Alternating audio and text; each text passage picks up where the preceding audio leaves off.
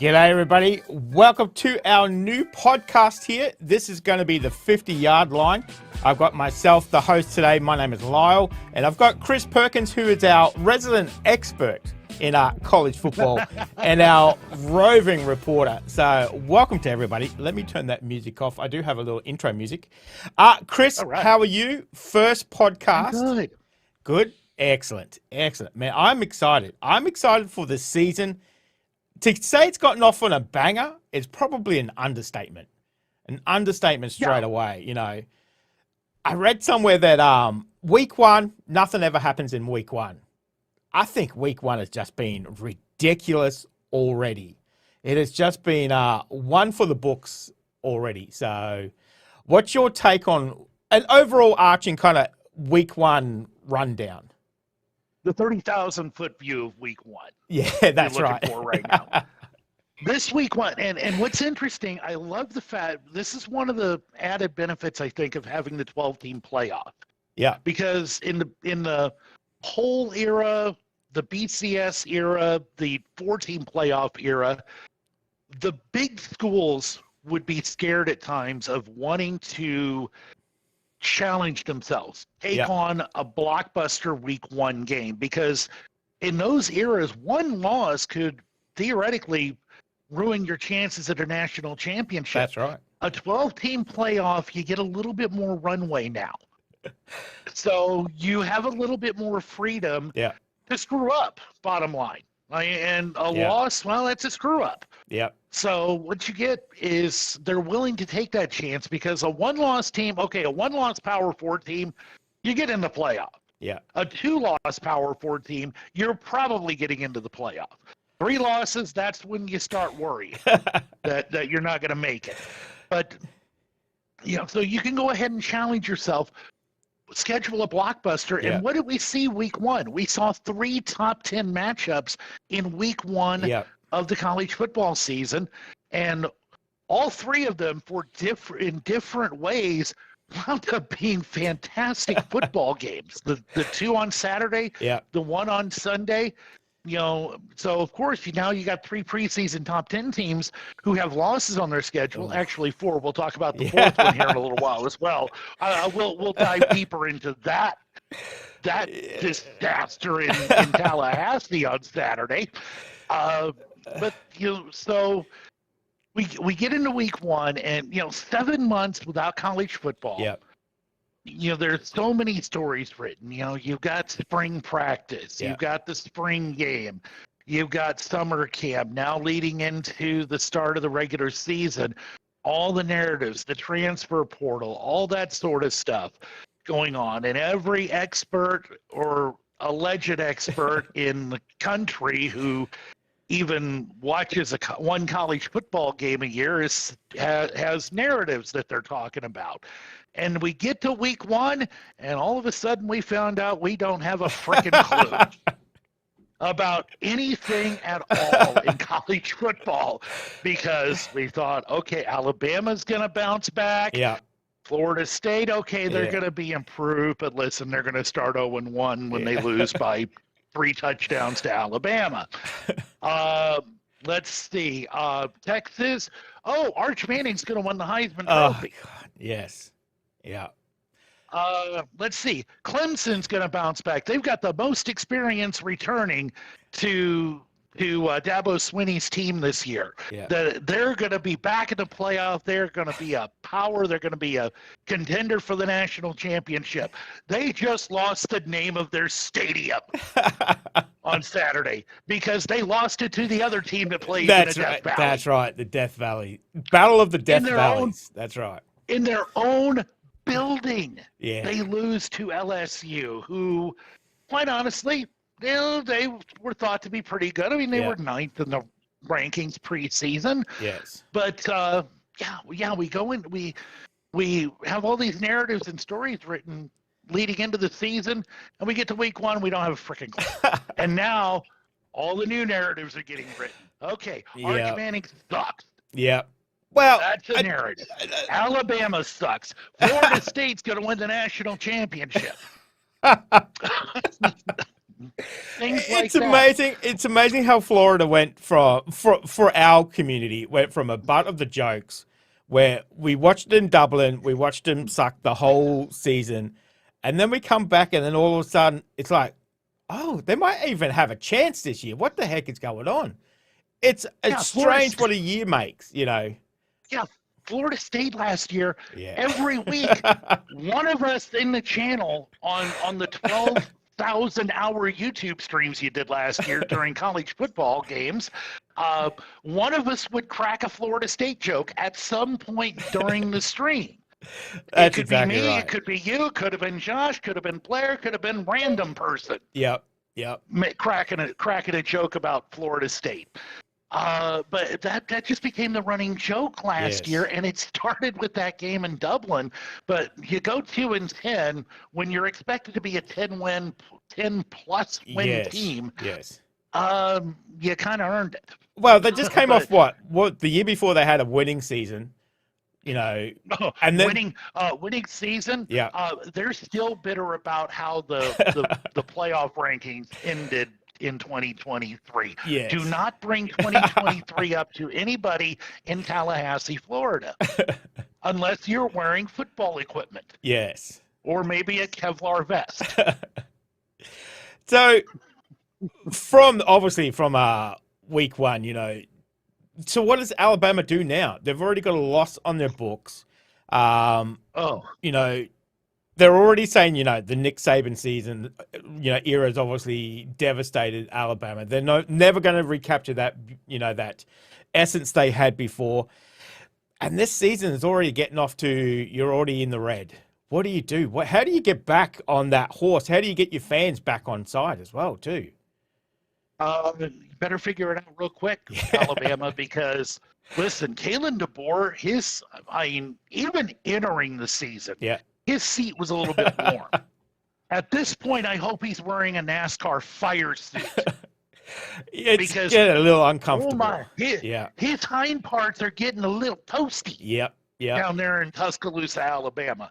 When you lose by 2 touchdowns to Florida State, when everybody thought Florida State was going to suck again. Yep. Or be maybe at best slightly improved. Yes. But here's the thing, and this is something I missed over the summer, but, you know, the new quarterback, Tommy Castellanos, the quarterback there for Florida State, had a very interesting comment regarding Nick Saban in Alabama, like 2-3 months ago. Made the comment of, well, Nick Saban ain't walking through that door. Got roasted for it. And then he went out. He not only talked the talk, he walked the walk. That's right. Saturday That's night. right. He backed up what he was saying, but I guess there's a nugget of truth in that now. It's like, what do we do now? You know, how do we? They've got a completely different quarterback. You know, the run game is completely different. They don't have Milroe anymore that's going to run for them. So, you know, I don't know how they're going to bounce back. How do you get that morale back into that team? It's like, come on, we're Alabama. Let's go. Listen, we saw Alabama, even during the Nick Saban era, occasionally have games where you're going, what the hell was that? And they would lose games, of course. They would lose some oddball games occasionally. I have not seen an Alabama team get bullied like that. In a very long time. Now, you know, I made the comment on our Patreon, on our Discord, while we were watching that game. You know, feels like we stepped into a time machine, and we're in the Mike Shula era of Alabama football. And any Alabama fan who heard me say that, the temperature in the room they're sitting in just dropped 20 degrees. They got a very cold chill up their spine because nobody wants to return to the Mike Shula era in Tuscaloosa, Alabama. For Kalen DeBoer, he is in the impossible position, okay? And he can go ask the ghost of my Uncle Ray. I'm kidding about him actually being my uncle, but he does share a surname with me. You can ask the ghost of Ray Perkins what it's like to replace an Alabama legend. He would tell you it's frickin' impossible. Because he's the guy who took over after Bear Bryant retired and passed away back in 1982. Okay. that is an impossible situation. And Ray Perkins was a really good coach. He had experience in the NFL. He coached 4 seasons at Alabama, didn't do an awful job, but didn't meet the expectations of the Crimson Tide fans and wound up running back to the NFL after about 4 years. It took them 3 coaching hires to finally get it right because they hired Ray Perkins, they hired Bill Curry, then they hired Gene Stallings, and Gene Stallings was the one who brought Alabama back to national glory, won a national championship in 1992. It took them 3 coaching hires in 10 years to go from Bear Bryant to another national championship. This Kalen DeBoer, if he can't get it right this year or show progress, all right, they can't be going 8-4 this year. No. They got to win 10 games, or the Alabama faithful, they are going to be demanding he be run out of town. Good grief, there are already GoFundMe's up. I did see that. Yeah, we did see that. His buyout. We did look at that. We looked at that Saturday night. There are already GoFundMe's that have been started trying to fund Kalen DeBoer's buyout. Yeah, that's right. At Alabama. So Alabama fans are not patient. No, they are not patient. I don't think they would be very forgiving. So I don't think if you told an Alabama fan, "Hey, look, this is your rebuilding era," I don't think they would appreciate that at all. You know, they expect to. There is no such thing as a rebuild at Alabama. It is reload. That's right. That's right. That's right. And they've gotten spoiled. They got spoiled for the 17 years of Nick Saban. Yeah. You know, he came in, they were mediocre his first year, but man, they took off from there. Year 2 on, Alabama fans were spoiled by the Nick Saban era. Now DeBoer has to be the man following the man. Yes. I'm betting, if I was a betting man, which I am, I would bet on him to fail. At Alabama, because he's just in the impossible situation. And I'll tell you what, that team Saturday night, they looked weak. They got pushed around by Florida State for 60 minutes. Yep. They were dominated in all facets of the game. They were very pedestrian. I found them very pedestrian. Yes. But the other thing is, Williams didn't get a chance. Every time he got the ball, there was 3 or 4 people around him. They already know who their big men are. You know, and they're already teaming up on them already. You know, they didn't have that room. They didn't have those options to pass to him. So that kind of really cut at their play options on the day. So yeah, and his stats. I mean, you look at his stat line from that 5 catch. He had 5 catches, 30 yards. Oh, and he also had some. I think he had 3 drops as well. Yes, I think there's a few drops on the weekend. But also I know he got a bit of a knock, a bit of an injury in the mid game as well too. So I guess it'd be how he comes back from that too. You know, he is a young guy, 18, I think he is this year. You know, I guess it's humbling at this stage. You know, how is he going to come back? That's the real test. And you're right. They were absolutely getting on him. I mean, one of their other guys, Jeremy Bernard, one of their other receivers, 8 catches, 146 yards on Saturday for Alabama. He had a great game, and part of it was they were focusing so much on Ryan Williams that, you know, Bernard was open. You can't double team everybody. That's right. You know, in the wide receiver course, somebody's going to get open. If you're going to focus that much attention on Ryan Williams, you know, Bernard was the one getting open. He, you know, catches 8 balls for 146. In that game. So if you know Alabama's got to go back to the drawing board. They've got to toughen up. Now they are entering their Hostess Twinkies part of their schedule this week. I mean, who do they got? Who are they playing this week? Louisiana Monroe, I think. Yes. Let me pull up my schedule here real quick. But you know, I mean, definitely their week 2 game that is a Twinkie game for Alabama, to say the least. Where is it at? Wow, where are they at on the schedule? They might be right down the bottom. Oh, there they are. There they are. They're playing Saturday night against Louisiana Monroe. Okay. So that should be a walkover.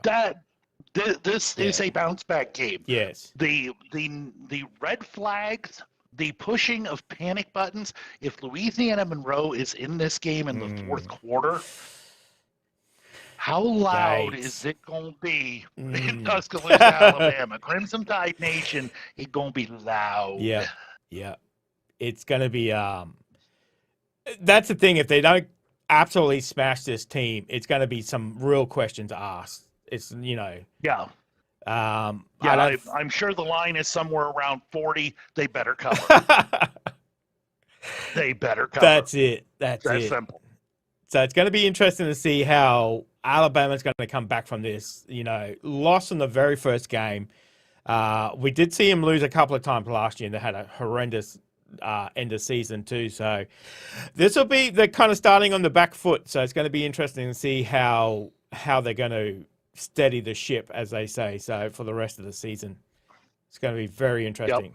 It's going to be interesting to see how Florida State go as well too. So how they're going to be boosted from this win over Alabama, and how they're going to follow that on as well too. So that could be a springboard for them. This could be a springboard for them to put 2024 to bed. That's it. And say 2025, we are back to being the Seminoles. Yeah, that's right. And we are back. We are in the conversation for the playoff. Yes. Okay.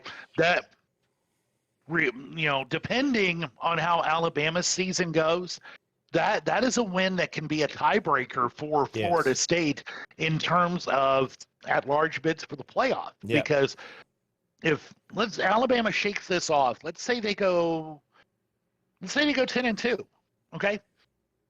That win for Florida State, that is a quality win for Florida State if Alabama goes 10-2. Exactly. It doesn't look nearly as good if Alabama goes 4-8. Yes. But if Alabama bounces back, learns the lessons, this is a win that can be a massive benefit for Florida State, because that's going to be one of the best wins of the year for any team right now. Yeah. I mean, it's not the best win it's not the best win in the country. That's held by Ohio State right now for knocking off number 1 Texas. But Florida State's got that nice little wild card for themselves that they might be able to cash in. Yeah. Well, we'll see if that's going to come in handy later on in the season. So what about the top 10? What other games were you impressed with on the weekend? Well, let's talk Ohio State and Texas. Yeah. Okay, let's go there. Your impressions on that game. So let's turn this around. Your impressions. Obviously, Ohio State's coming off the Natty, so they're obviously pretty high already. They've got new quarterback. Ryan Day is still in the helm, so they've got that coach still there hanging on to his job. But I thought they looked so good. So smooth in their plays. They weren't really threatened at all, I don't think, on the day. I don't think Texas was bothering them at all. Jeremiah Smith, he dropped a few balls, a little bit of nerves early on. I think he dropped 3 or 4 balls on the day, but overall, he had three drops in the first quarter. Yeah, I think they're going to be tough. I think they're going to be tough to. I certainly don't want to meet them again in the Rose Bowl, but I think they're going to be tough to beat. I think they're going to be real tough this year. So the way Ohio State played in the Rose Bowl last year, I'm not totally sure the Kansas City Chiefs would have wanted to play them. no more Rose Bowl. But I think they look that good. Yes. Then obviously coming off we're talking about back-to-back, natties. When was the last time? I think it was Georgia. I think we narrowed it down to. So it'd be interesting to see if they've got the legs to carry it all the way through to the end of the season. So I'll tell you that Ohio State defense, they're going to win a lot of games with their defense alone. I mean, their offense was at best pedestrian. Yeah. But man, they made Texas's offense look like a peewee team. Yeah. Like a peewee team going against an NFL team. Yes. They were the Texas offense was that overmatched. And Yes. everybody talks about Arch Manning and how he looked on Saturday. Yeah. For 3 quarters, he looked awful. Oh, yes. Okay. Yes. It was a combination of Yeah. Ohio State's defense was excellent. Yeah. The Texas offensive game plan was, I don't know what the hell they were doing. I don't know what they were doing. It was hyper conservative to say the least. And also, Arch Manning missed some passes. Yeah. I mean, his first pass, the receiver was open, and he was 5 yards short. Yeah. Yeah. That was his first pass of the game, and I think that set the tone for him in the first 3 quarters. Now, the fourth quarter, that touchdown drive, he looked like he looked like he'd been leading Texas for 2 years. Yeah. On that touchdown drive, but that was really the only drive where he looked comfortable, where he looked confident in what he was doing. And I don't know if it was just, I don't know if it was the case of the game plan, the plays that were being called by the coaching staff for Texas, or he just wasn't executing, wasn't seeing the field right. But in the fourth quarter, maybe it was a case of the fourth quarter, hey, we're down 2 touchdowns. We got to let it rip. Yeah, that's right. And just told Arch, go be Arch. Yeah. Go do your thing. I guess that's how they wind up with that touchdown. How much do you wipe off that first performance? I know there was a few firsts for on the weekend, some quarterbacks getting their first actual game. How much do you wipe that off as nerves, uncertainty, as you said, conservative plays? How much, because obviously he's not going to be favourite for Heisman anymore, even after that one game, You've only got, what, I was 13 games to impress? So. I was watching the live odds for the Heisman and how it was jumping around like crazy. Yes. I mean, he's already no longer the favorite for the Heisman. I don't put a lot of stock in one game. Yeah. All right. Yeah. Especially it's your first game. Yes. It is a true road game against the defending national champions. Exactly. You want to talk about stacking the deck against a guy in his debut? Do that. Okay. And I know it wasn't his debut as a starter. No, he started a couple of games. Yeah. He started a couple of games. This was his first real start against quality. Against quality, yeah, that's right. That's right. And to have to go into the horseshoe in front of 105,000 to start the season, your first game as the bona fide, no doubt about it, #1 quarterback for the University of Texas, that's a lot. Yes. That is a big ask of anybody. And he looked like a guy who was very nervous going into that game. Now let's see. He's got a chance to get right this week. They're playing San Jose State. This loss isn't going to kill Texas. They could still run the table, win the Southeastern Conference, be a number 2 seed in the playoff. Okay? Yeah. Losing to Ohio State's not the end of the world by any stretch of the imagination for Texas. So there's plenty of time for them to right the ship. And listen, he's got the talent. He was heavily recruited out of high school. I do think Texas has been a little bit protective of him in his time there. I mean, partially because he's been backing up Quinn Ewers for the last couple of years. So and when you got a guy of that quality as the starter, he's the starter. Yeah. Okay. But I do think they've been a little protective of him, not putting him into massive high leverage situations and saying, throw the ball. Yeah. Yeah. Okay. They would put him in for a play or a couple of plays and say, run the ball. Yeah. Yeah. They weren't telling him to go out there and convert a 3rd and 14. Yeah. Putting him into high leverage situations. So I do think they've maybe done a little bit of a disservice to him in that regard.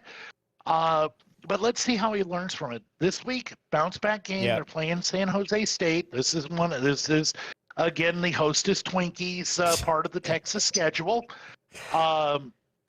So this should be a comfortable win. He'll get to work on some more fundamentals in actual game action. Yeah. Which, you can try to simulate stuff in practice, but nothing matches when real bullets are flying. Yeah, that's right. When you've got guys wearing another team's colors wanting to do damage to you. Yep. And no matter what that team's talent level is. Yep. You're out there facing live bullets, and it's just different from anything that you could possibly simulate in practice. So let's see what he does this week. If he goes out, throw 65%, 70% completion percentage, 250 yards, throw for 3 touchdowns. Okay, the ship is righted, and he's gotten his confidence back. And that would help for the rest of the season. If he goes out and stinks it up against San Jose State, oh boy. Jeez. I wonder how much pressure just having that last name puts on you, that Manning, Yeah, the don't stuff it up. We've got a generational, so don't screw it up whatever you do. So right. That's added pressure onto you as well. His uncles, Peyton Manning, Eli Manning, combined for 4 Super Bowl rings. Eesh. Archie Manning, an amazing college quarterback at Ole Miss back in the late 60s. Spent most of his NFL career running for his life in New Orleans because that wasn't because Archie Manning was a bad quarterback. It's because New Orleans was a god-awful football team back in the 70s. So, yeah, he spent a lot of – watching old NFL films of Archie Manning, it's a lot of him running for his life, trying not to get killed. But so, yeah, he does have that pressure of the Manning name on the back of his jersey. Yeah. And there is a certain expectation of any quarterback named Manning. Yes, that's right. And he was highly touted coming out of high school. Yeah. As well. He was a highly recruited quarterback coming out of high school. Yeah. So he's got that expectation to live up to, and he's been penciled in as the number 1 overall pick next year in the NFL draft. Ooh. All right. I mean, there is a lot of pressure because obviously he's coming in. Yeah. Heisman Trophy. He's pretty much got it in the bag. NFL picks. He's already starred in what? How many adverts did we see? 2 or 3 adverts of him already. Saw 2, yeah. Already. It's just. At one point, he had more commercials aired than passes completed. That was the stat I saw on Saturday. That's crazy. So there is a lot of pressure, on Welcome this kid. To the NIL era of college that's football. it. Oh my God, it's crazy, isn't it? It is crazy, but I'm hoping he's going to bounce back, and I'm hoping he's going to get at least a good crack at it anyway. So we'll have to just wait and see how it unfolds for the rest of the season too. So be interesting to see how he bounces back for this week as well, San Jose. So that was good. Interesting scoreline. I didn't think Ohio was going to lose at any point in that game. I think they're too strong for them. So no. Yeah, they were very good. Yeah, Ohio State looked very good. Now, again, one game doesn't tell us much of anything. Yeah. Let's see how next week and the next few weeks goes. Exactly. Start to see some trends build because narratives will change quickly this early in the season. Ohio State could go out and play an absolute egg next week. And we're like, okay, well, just how bad is Texas? I know, that's it. Ooh. That's it. Exactly. So, and Texas can go out and win 5 in a row, and we're going, whoa, Ohio State's really good.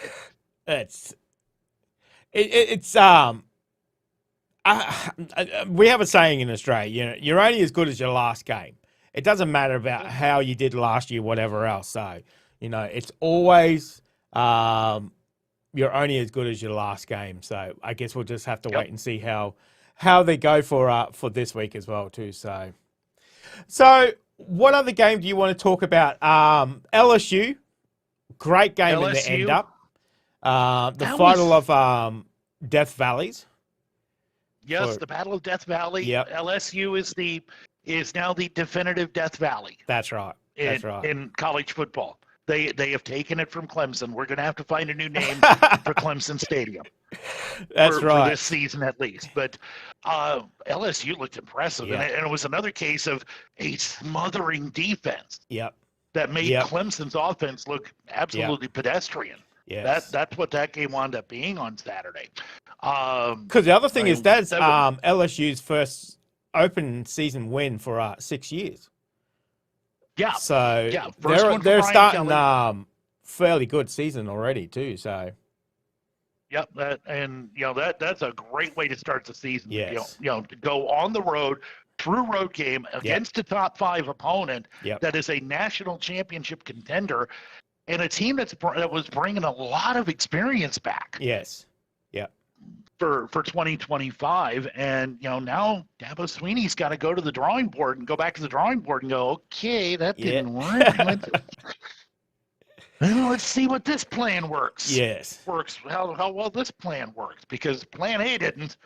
And 17-10, and that was a game, another one of those games, kind of like the Ohio State Texas game, where LSU really didn't look threatened. No. In that game. Yeah. And Clemson led 10-3 at halftime, but you didn't feel comfortable about it. Clemson, Clemson, never made you feel comfortable that they were going to win that game. And, LSU comes out, second half, they get the touchdown early in the second half. What was that? It was, Clemson got the ball to start the second half, and then LSU got it back, took it down the field in 4 minutes. Yeah. And got the touchdown to tie it. Then they get the touchdown early fourth quarter to take the lead. And, you never really thought that Clemson, once they lost the lead, once they were trailing, you never really thought they were coming back and winning that game. Yeah. That was kind of my impression of it, watching it on Saturday night. It'd be interesting to see if LSU can keep it going they kind of had an up and down season last year. Very up and down. So it'd be interesting to see how far they can take it this year too. So. Yep. And then our, the other top 10 matchup we had on the weekend, Notre Dame and Miami. And let's talk about CJ Daniels and that catch. Yes. Oh my God. Did you see that catch? Holy snap. I caught the clip. Look, it is amazing. We see more and more of these now. Guys work on this. You'll see them in pregame warm-up working on one-handed catches, working on catching it with one hand. They work on it in practice, but, ever since Odell Beckham Jr.'s, catch reaching like back. That's it. Reaching back, a catch that defies the laws of physics. Yes. We see more and more of these guys doing it. Man, these college receivers, they're getting good. They're getting really good at the college level. I think there was about 3 or 4 one-handed catches. Only the one that ended up in a touchdown for CJ Daniels, but there was at least 3. Three one-handed catches. Yeah. I think I saw 4 tweets on over the weekend for 4 different catches, all of them saying the same thing. Yeah. Catch of the year. Close the balloting. I swear, for 4 different catches. It's crazy. Like there were some great catches. Now, for the Canes, Carson Beck, what do you think? Georgia fans, oh my goodness. Carson Beck, the bane of the Georgia fan existence. How about 20 of 31, 205 yards? Not a lot of yards, but solid passing numbers. 2 touchdowns. Oh, by the way, leads a game-winning drive late in the fourth quarter to beat number 6 Notre Dame. The Georgia transfer looked pretty good in his Miami debut. Probably to the complete and utter disgust of every Georgia Bulldog fan. And to the immense delight of anybody who hates Georgia. Yes. I got to say, I watched the highlights, and I got to say, I enjoyed watching him play. Him play. He looked more switched on. I don't know if he already had it in his head he was leaving or something. I don't know, but he looked more switched on in this game than he did in the Georgia game. I don't know what. Yeah, Maybe he felt more comfortable. I don't know. So I don't know. He probably feels like he's in a place where he's more appreciated. That could be it as well too. So because let's be honest, the attitude sometimes in Athens, Georgia, there's a lot of pressure when you're the quarterback of the Georgia Bulldogs. Yeah. There might he might have had the feeling that these people really don't like me. Yeah. I mean, I can do nothing right. Yeah. And he needs that that change of scenery. Yes. Well, he is a Florida boy originally, so maybe he's just going back home, so feels comfortable. And to go to Miami, it's not like he's going to a bad team. I mean, Miami was a playoff contender for much of the season. I mean, they were contenders for the ACC championship most of the season. Had some head scratching losses and narrow Houdini-like escapes last year. Maybe got a little screwed in the conversation. Yeah, maybe got a little screwed in the playoffs last year. One can make that argument that they kind of got screwed out of the playoff spot. There's certainly that argument to be made. Yeah. But and maybe Miami's looking at Carson Beck coming in going, this is the guy that can get us over the top, get us into the playoff, maybe win an ACC championship. And maybe make a nice little playoff run this year. But, good first game against a really good Notre Dame team. Yep. Yeah. Notre Dame's no joke. Yeah, it was, Miami had the home field. It was down in Miami, but still, Notre Dame's a great team. Yep. And they definitely look like they could have easily won that game too, Notre Dame. Yeah, they were right there. I mean, Notre Dame could have won the national championship last year. Exactly. So I mean, this is not a team of scrubs that Miami played and escaped with a 3-point win. They fought their butts off. Yep. Wind up winning it late. And that is another resume building win for a resume addition for Miami that might come in handy at the end of the season. Yes. I mean, and if you got people that can take one-handed catches like that, dang. Yes. That CJ Daniels, man, he's one to watch. Fantastic athlete. So. Yep. Absolutely. So, kind of on the fringes, I was watching Boise State, and oh God, yeah, Boise State got absolutely trounced. So I just wonder, what are they going to do this season with no Genty? Obviously, that was the impact of that one player, so obviously a few more players than that, but yes. I mean, not having Ashton Genty, that's massive. Yeah. What it really does, I think, it opens up the group of 5 spot. Yes. Yeah. Because, what team out of the group of 5, because there will be one at least, get into the playoff. A conference one of the group of 5 conference champions is going to get a playoff spot. Last year it was Boise State. Yeah. This year, Boise State. that was a bad game. Was a bad. Yeah. They had to. That. Let me see here. They had to travel a long way to South Florida. Yeah. That's not an easy road trip. Yeah.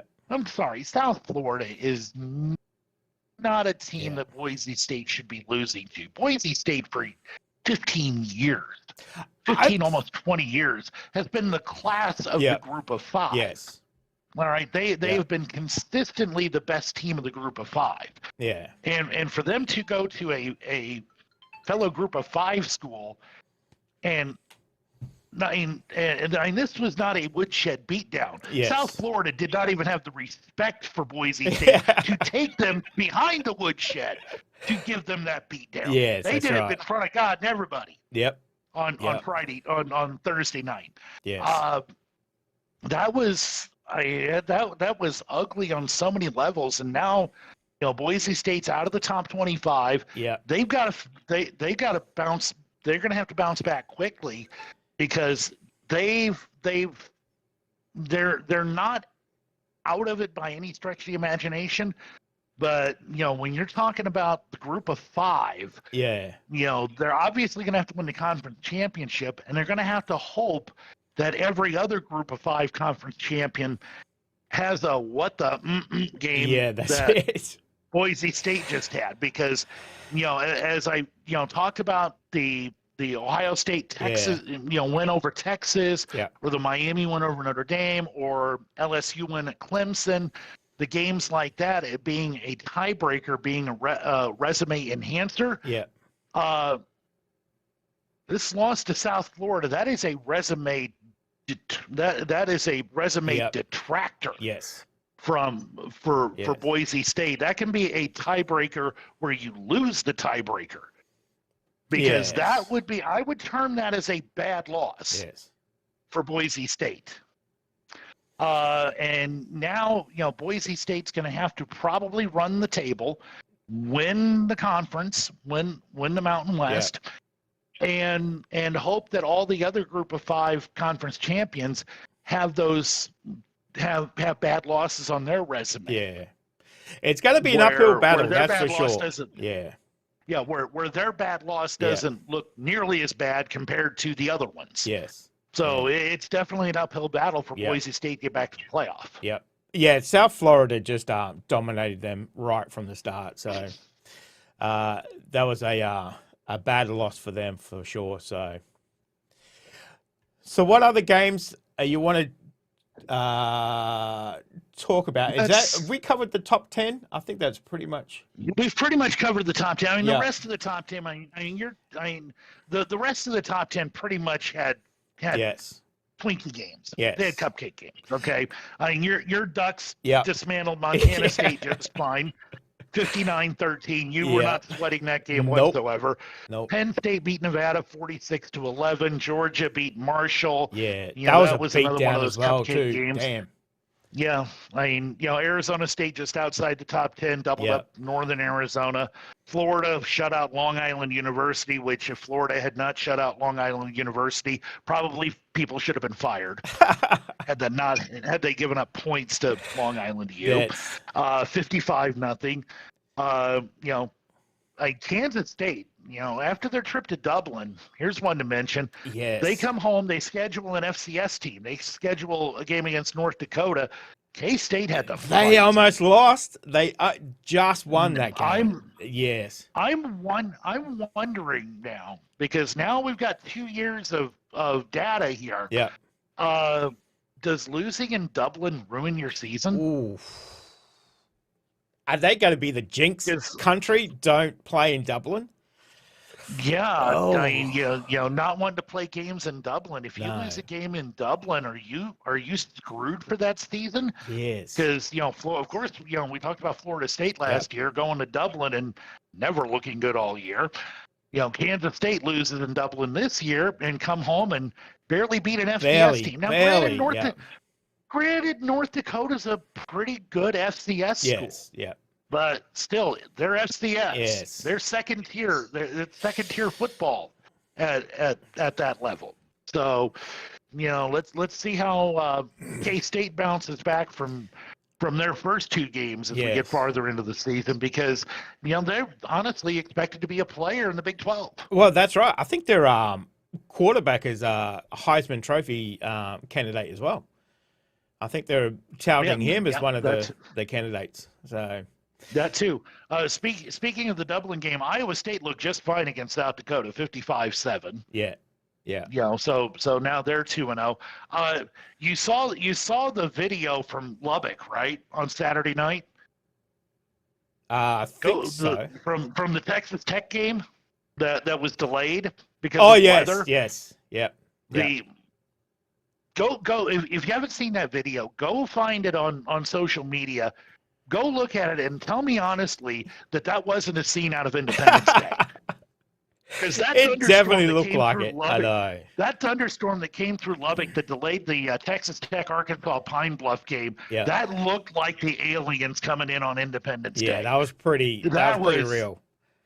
Yeah. That is a storm cloud you look up at and you're thinking maybe I should be getting right with God, because that thing was scary. That was pretty dark. That was pretty scary.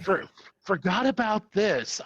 Tennessee and UCLA. Let's talk about them real quick before we get the Yes. new poll and a preview of week 2. Tennessee looked good. They beat Syracuse 45-26. Yes.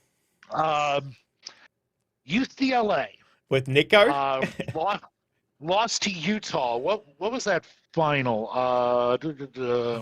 Gotta find it here. Yeah. Final score of that one was what, 43-10? Out west. Hang on, I'm pulling it up here right now. Bear with me. Yeah, Utah went to Los Angeles, beat UCLA 43-10 at the Rose Bowl. Yeah. The commonality between those two schools, of course, would be Nico Iamaleava. Yep. Former He quarterback had a at Tennessee, shocker game. who wanted to Yeah. the man who wanted to get paid Yes. at Tennessee. Tennessee said, pound sand. He hits the portal, goes to UCLA, goes to Los Angeles, and absolutely gets. I think he ended up with 5 sacks in that game. 11 of 22, 136 yards, 1 touchdown, 1 pick. Now let's do a little comparison shopping, shall we? The Tennessee Volunteers. Where is that score at? Come on, there it is. Let's check the stats on that one because I don't have them written down. The quarterback for Tennessee, Joey Aguilar, 16 of 28, 247 yards, 3 touchdowns. Oh, that's a big difference, isn't it? Yeah, I think Tennessee is perfectly okay with not paying Nico 1 red frickin' cent. That's right. Just saying. Yep. Just saying. Yep. I think that the outcome of that game definitely justifies their decision for sure. I mean, they got beat up by the Utes. That was just great to watch if you're a Utah fan. If you're a Utah fan, you're going, we're back, baby, we're back. We're going to be a force in the Big 12 this year. Yeah, that's it. He had a shocker game, that one. Yeah. So that was not good for Nico. No, that's right. Not a good start for Nico out in LA. Texas A&M. I know Texas A&M won. They won, but I want to talk about University of Texas San Antonio. Their running back Henry. He's going to be a star. I tell you what, he was fantastic on the day. Yeah. He had some great runs, some great breaks. I think keep an eye out for him for sure. Henry from absolutely. Yeah. He was a fantastic outstanding player that game, so. Yeah, I'm trying to see if let me see if I can pull up here real quick. I got so many stories saved from over the weekend here. There's a lot of stories from week 1 already. It's been so many. But he's gonna definitely be a guy to watch.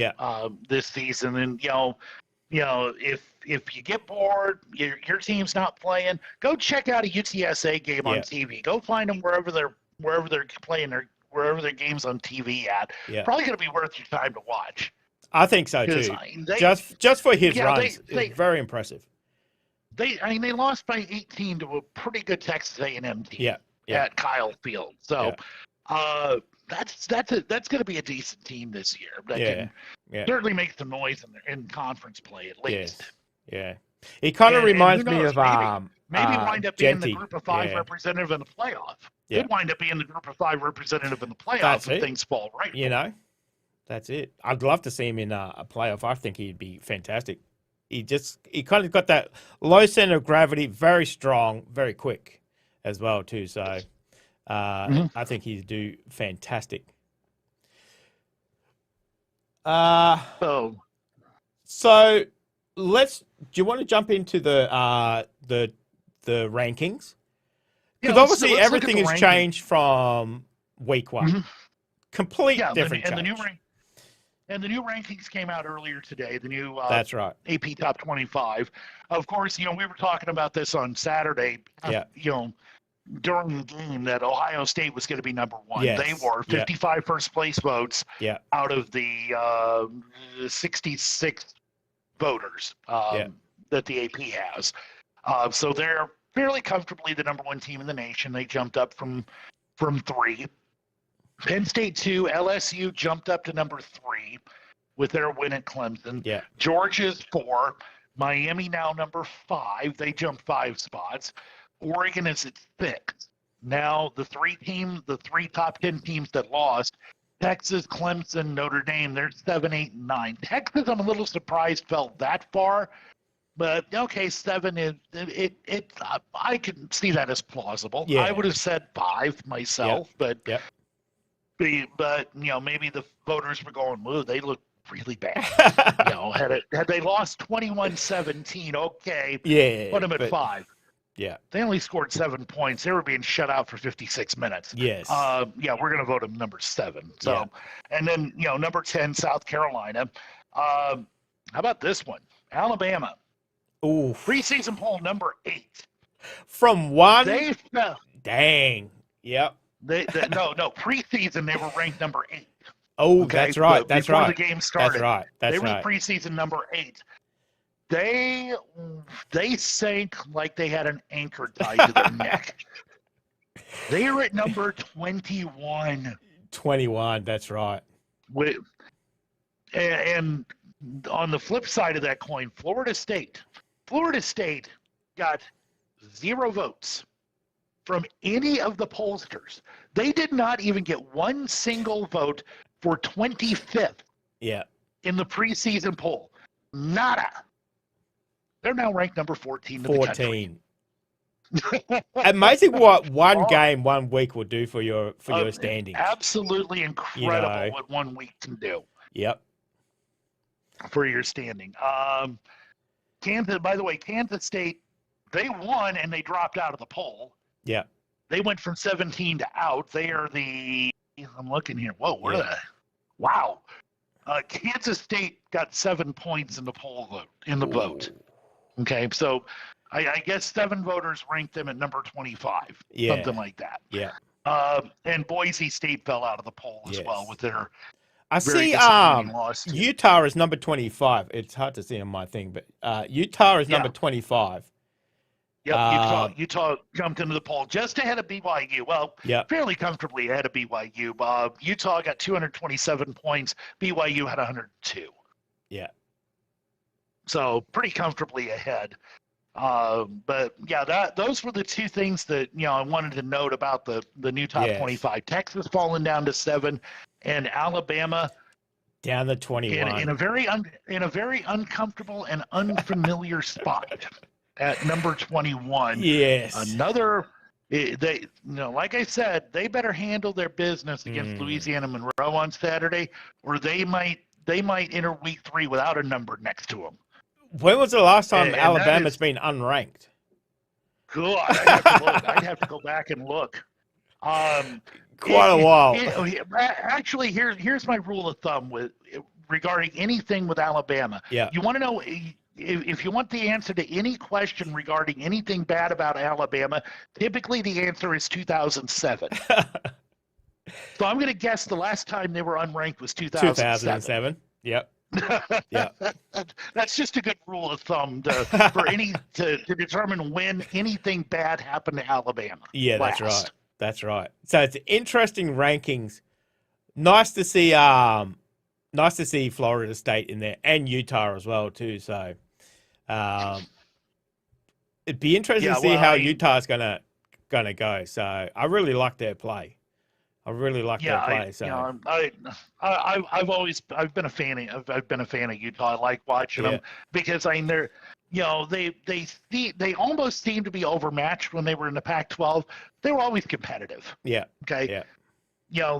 They won Pac-12 titles during their time. So, they kind of come across as a bit of a plucky underdog. Yeah. But they'll get the results.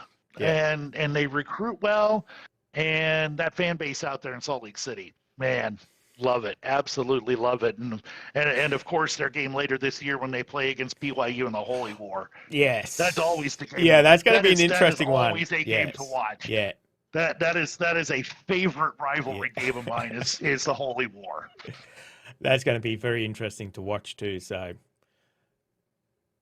all right. So looking forward to next week, week 2 of college football. Who knows what's going to happen in week 2? So we do have a game highlighted for YouTube. It's going to be the border war, Michigan and Oklahoma. No. That is not the border war. No, that's what you've written down here. Fast, my friend, as Lee Corso would say. No. I separated them in my rundown. Unless I forgot punctuation, which is always possible. Yeah. No. The border, Michigan and Kansas, isn't it? Yeah, Michigan and Oklahoma. That will probably be one we're doing on Discord. For the Patreon subscribers, which is a reason why you need to subscribe to the Patrol Nation Patreon. That's right. Sign up. You not only get to watch the games with us, you get to participate in the bar. That's right. You get to sit in the bar with us and talk smack with other college football fans. We have an absolute. You hear it here on YouTube. That is the filtered version. That's right. The unfiltered version is what you get on Discord when we're not on YouTube, which is, as we discovered on Saturday, is quite a lot of fun because we did the Ohio State-Texas game here on YouTube. Yeah, a lot of fun. Love doing it. We stayed on Discord for the Patreon subscribers. Yeah, which of course I'm one of those as well. I'm just a subscriber. Yeah. We were on there. And it was unfiltered, and it was a lot of fun. And if you sign up for Patreon, what is it, starting at the $10 level? Yeah, $10 level, on Patreon? You get everything you that's get on. To participate. That's it. You get everything that's on Patreon, but you get to come and join us as well, too. So yes. Come and shoot the breeze, as they say. It's a whole lot of fun. That's your reason for signing up for the Patreon. Yeah. But no, Michigan and Oklahoma, I figure we'll be doing that one on Discord on Saturday night. Yeah. And that that's a big game. That's the only ranked versus ranked game this week. Yeah, that's right. Because the week 2 schedule it's sucks. pretty weak. I found it was pretty weak. So yeah, it is underwhelming to say the least. The week 2 schedule. Yes. Game day is going to be in Norman. Because Michigan and Oklahoma, you want to talk about blue blood programs. Yeah. These are two of the bluest of the blue bloods in college football. Michigan and Oklahoma, and for Michigan to be going on the road, through road game and against Oklahoma, should be a heck of a game. I'm curious to see how much maize and blue invades Norman, Oklahoma this weekend. For that game, but that's going to be a fun game. But our YouTube game is the 3:30 Eastern game. It is between 2 unranked teams, which you would think probably wouldn't be a great game. Yeah. Except it's the 121st border war. That's right. Between the University of Missouri and the hated University of Kansas. If you're wondering, I am a Missouri fan. If you have any questions whatsoever, I am a Missouri fan. But the game that went away when Missouri went to the SEC, gone away, they have not played each other in football in 14 years. Oof. Their last meeting was in 2011. Wow, that's a long time ago. Long time. Yep. First meeting between these two schools, 1891. They played every year from 1891 to 2011, with the exception of one, 1918. Yep.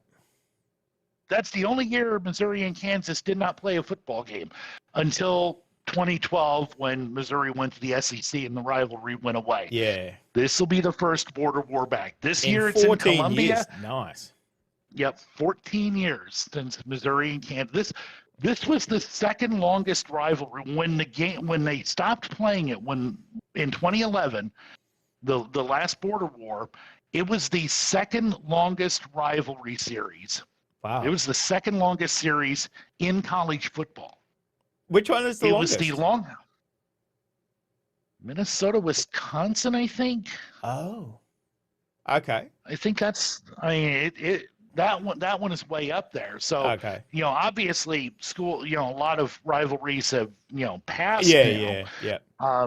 Since the last time Missouri Kansas played, and the two schools they disagree on the record, the overall record of the two schools Oh, in this game. okay. Missouri claims 57 wins, 54 losses, and 9 ties.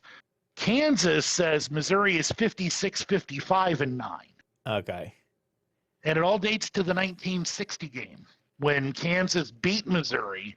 They had an ineligible player on the field, a player who was ruled ineligible after the season, which that loss by Missouri to Kansas in 1960 cost Missouri the national championship. Oh. And Ouch. to say the least, even 65 years later, it still hurts. We're still a little bitter about it. Okay. And the rivalry, the original rivalry between Kansas and Missouri dates back to the Civil War. Okay. Wow. Okay. There were Civil War battles between Missouri and Kansas. Oh, dang. Back in the day. It's an actual war. Dang. Okay. An actual Civil War. Yeah. Back in the 1860s, there were border raids. There were raids by Missourians into Kansas, Kansans into Missourians. John Brown, his raids into Missouri, and I will freely admit this. Missouri was on the wrong side of history because we were a slave state in Missouri back at that point in time. Kansas was not a slave; they were a free state. So yes, we were on the wrong side of history, but still, don't come into my state and kill people. Don't you be raiding my state from Kansas. Don't you Kansans be coming into Missouri and raiding my state and killing people. Yeah, we take that personally. It's going to be an interesting game. 14 years. Wow, there's going to be a lot of Columbia, Missouri is going to be jacked on Saturday. I mean, the drinking will start early in Columbia. SEC Nation's going to be there. The SEC Network pregame show is going to be in Columbia because you don't want to miss this one. Yeah. And, we will. And Lyle, I told you, told you over the weekend. I mean, you know how I bring it. When I'm a neutral. Okay, we saw one Missouri game last year, and you saw how I brought it. Yes. Okay, the energy I brought to the stream. Imagine how I'm going to be when my team is playing the team that I absolutely hate the most on this earth. That's it. Okay, it's going to be interesting. That's for sure. Tune in just for that because I'm gonna be on one on Saturday, my friend. That's right. That's going to be good. It's going to be week 2. As I said, it's not as strong as week 1. Week 1 was crazy. No, definitely those not. matchups were week crazy. 1 was awesome. But I think even the top, not 25, not ranked games were pretty good this week as well.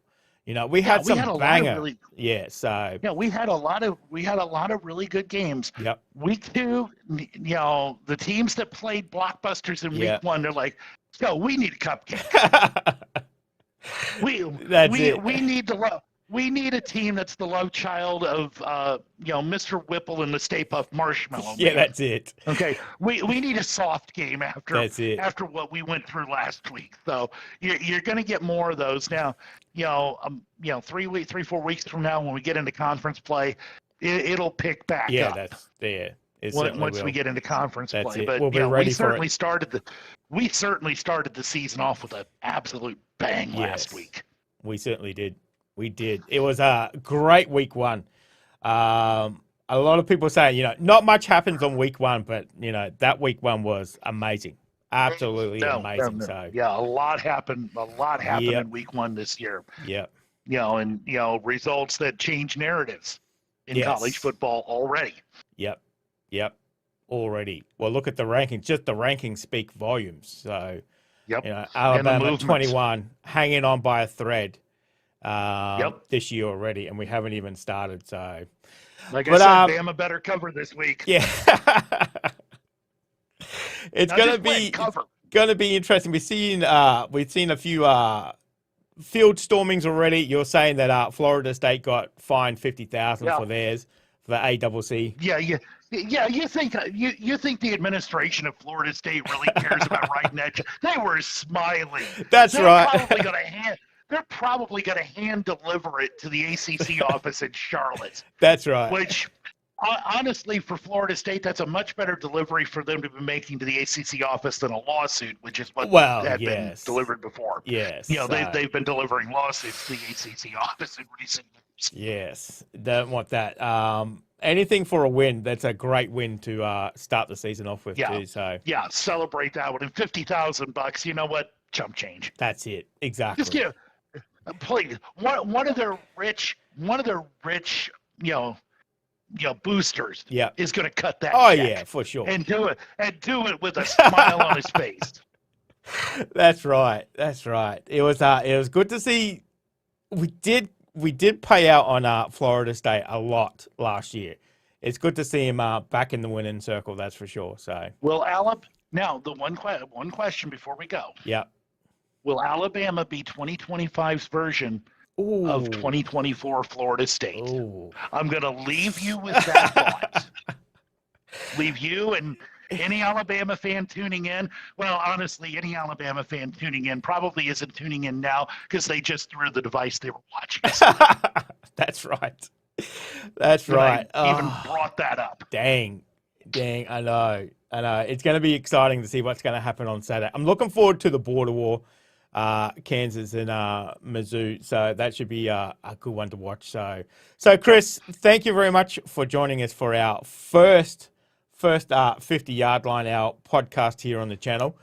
Thank you everybody for watching. Thank you everybody for being here as well. We didn't quite get into chat, but that's okay. Definitely come back on the weekend. We'll be here for all the games. Well, at least one of them anyway, here on YouTube and then obviously on Discord as well. So, guys, thank you very much for tuning in. Again, Chris, thank you very much for joining us, Pleasure. our local expert. We'll be back again next week with 50-yard line, guys. We'll see you then.